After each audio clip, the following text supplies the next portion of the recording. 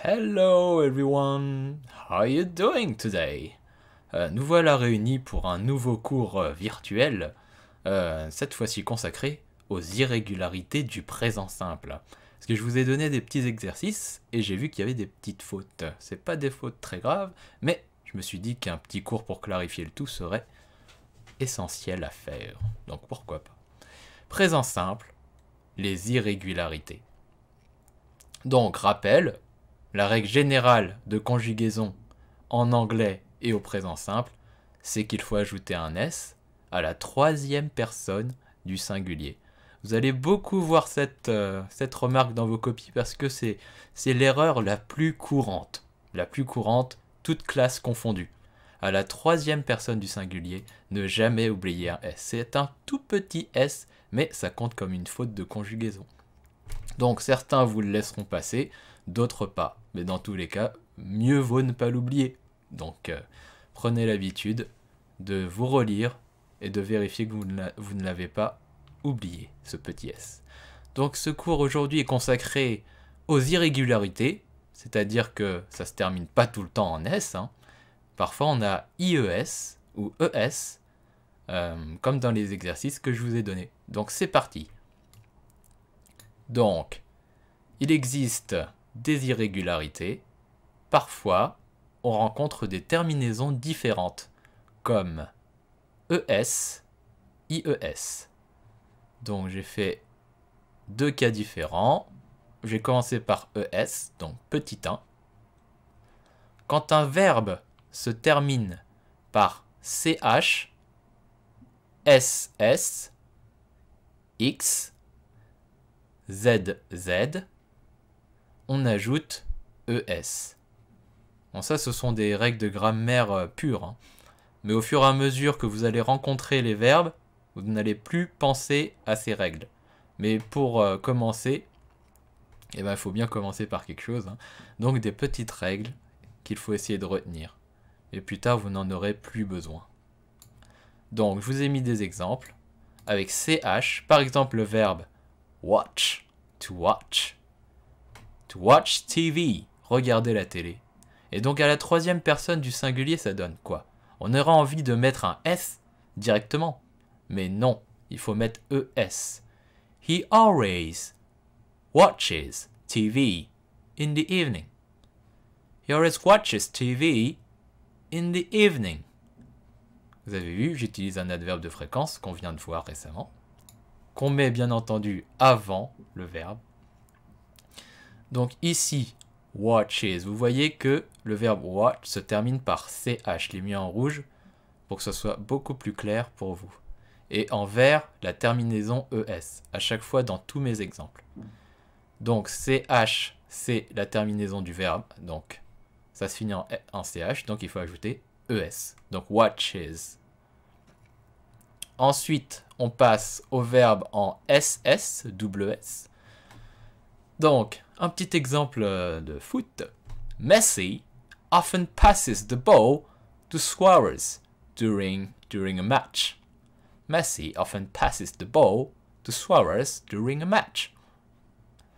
Donc, to pass the ball, faire une passe, faire la passe, passer la balle. Messi often passes the ball to Suarez during a match. Le verbe se termine en double S. Et donc, c'est pour ça qu'on a ajouté ES à la fin, au lieu de S. Parce que sinon, ça ferait un triple S. Ça serait un petit peu compliqué. Si on avait retiré le E et qu'on avait mis un S, ça ferait triple S, comme je viens de le dire.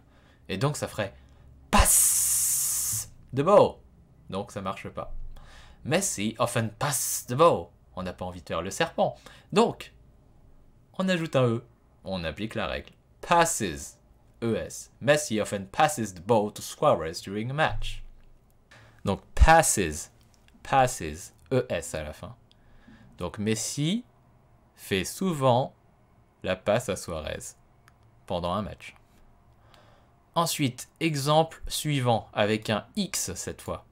Vous avez vu, il y avait 4 cas. CH, SS, X et double Z.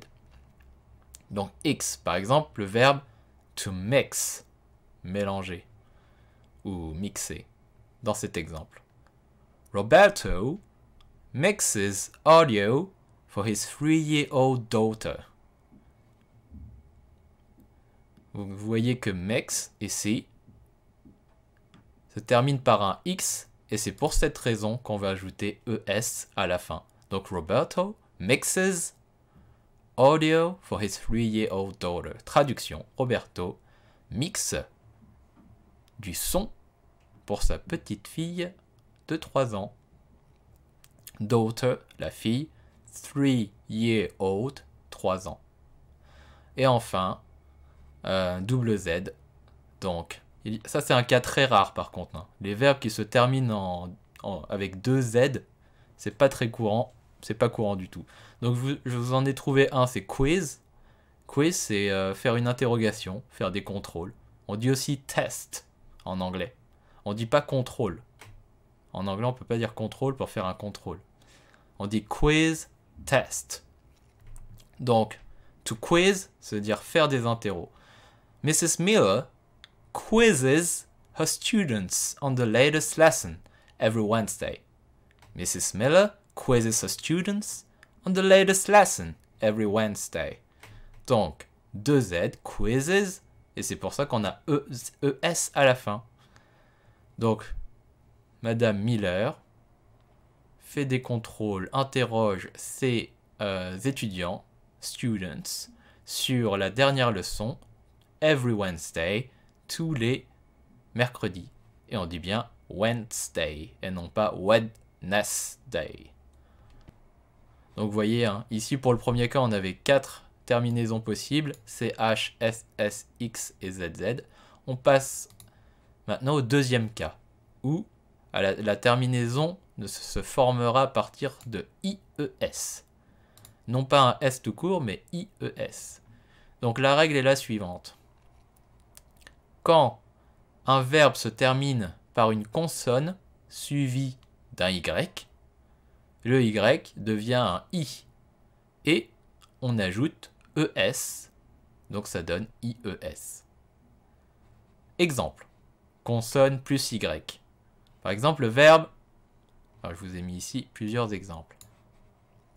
J'espère que vous voyez bien. To study. To study. Voyez que ce verbe qui veut dire étudier se termine par un Y. Et la lettre qui précède le Y, c'est-à-dire la lettre qui a avant le Y, c'est un D. Et D, c'est une consonne.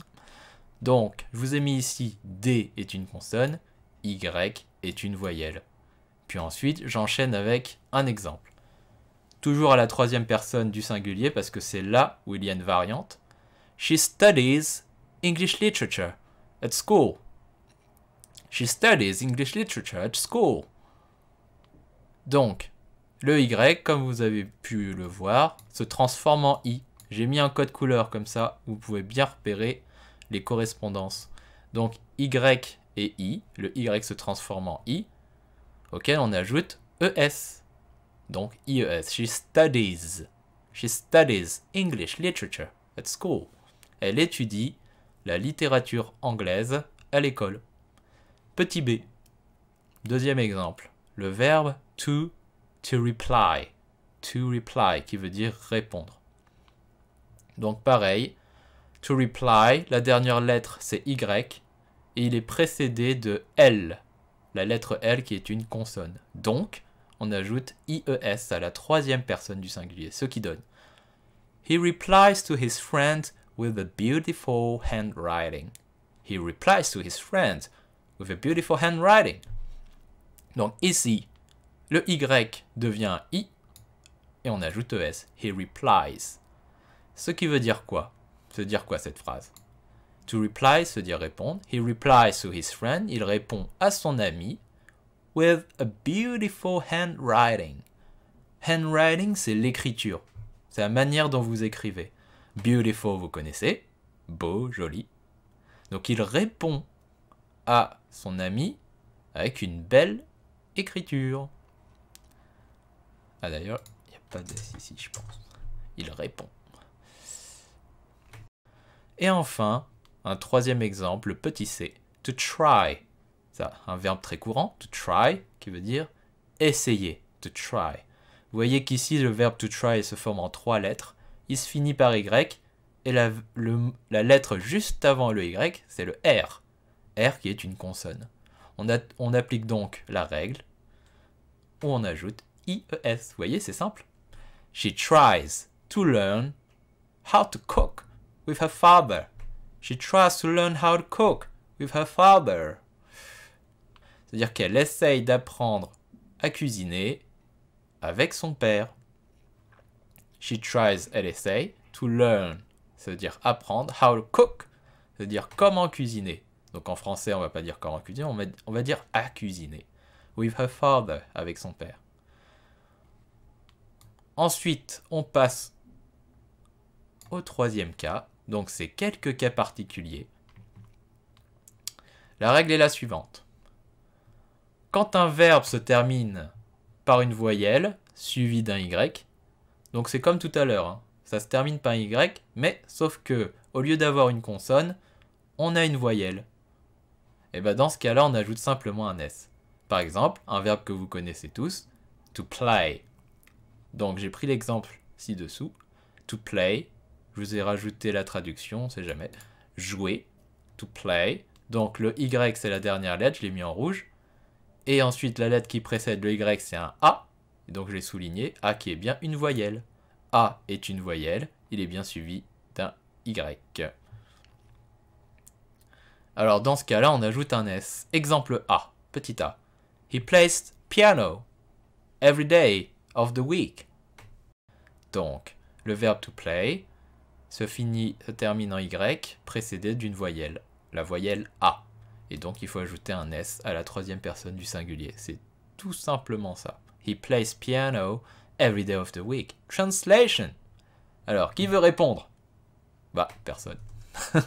Donc, traduction. Il joue du piano chaque jour de la semaine. J'ai oublié un petit point. Il joue du piano chaque jour de la semaine. Every day of the week. Ensuite, petit b, un autre exemple avec le verbe to enjoy. To enjoy, s'amuser, profiter. Donc enjoy se termine bien en Y, il est précédé de la lettre O.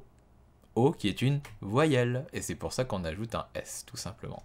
My big sister enjoys tickling me every time I say something funny. My big sister enjoys tickling me every time I say something funny. Ma grande sœur aime me chatouiller, to tickle, ça veut dire chatouiller, à chaque fois que je dis quelque chose de drôle. Every time, à chaque fois, I say something funny. Donc vous avez vu, hein, to play, to enjoy, tout ça se construit de la même manière. Et enfin, dernier point, et on terminera avec ce point, vu que c'est le dernier. Les verbes have, be, do, go sont des verbes irréguliers. On les a vus en classe, mais c'est quand même un petit rappel, on sait jamais. Donc he, she, it à la troisième personne du singulier, plus has pour le verbe avoir, is pour le verbe être, does donc pour le verbe do, to do, et goes pour le verbe go. Donc vous remarquez qu'avec do et go, on a rajouté ES. Go, ES, et do, ES. On n'a pas seulement mis un S. Ce sont des irréguliers et il faut tout simplement les apprendre. Voilà, la leçon est terminée pour aujourd'hui. J'espère que j'ai été clair. J'espère que vous avez compris. Et donc, on se revoit bientôt. See you soon. Take care and I'll see you later.